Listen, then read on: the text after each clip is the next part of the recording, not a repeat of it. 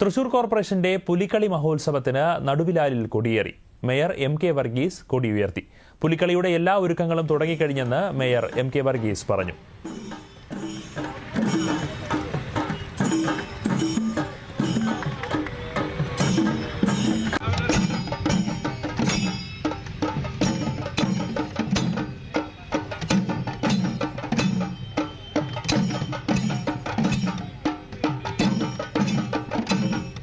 ഈ ഭരണസമിതിയുടെ അവസാനത്തെ പുലിക്കളിയാണ്.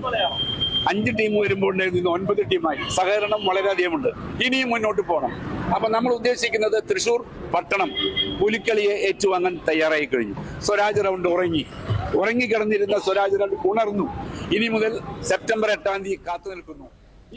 ഭിന്നശേഷി കലാകാരന്മാരുടെ കൂട്ടായ്മയായ കോലഴി പൂമ്പാറ്റ കലാപീഠത്തിലെ മേളക്കാരുടെ താള മികവിനൊപ്പമാണ് പുലിക്കളിക്ക് കൊടിയേറിയത്. സെപ്റ്റംബർ 8-നാണ് ഈ വർഷത്തെ പുലിക്കളി നടക്കുന്നത്. ഇത്തവണ 9 ടീമുകളാണ് പുലിക്കളിക്ക് മത്സരിക്കാൻ സ്വരാജ് റൗണ്ടിൽ ഇറങ്ങുക. ഓരോ ടീമിനും ഒരുക്കങ്ങൾക്കായി തൃശൂർ കോർപ്പറേഷൻ 3,20,000 രൂപ വീതം നൽകും.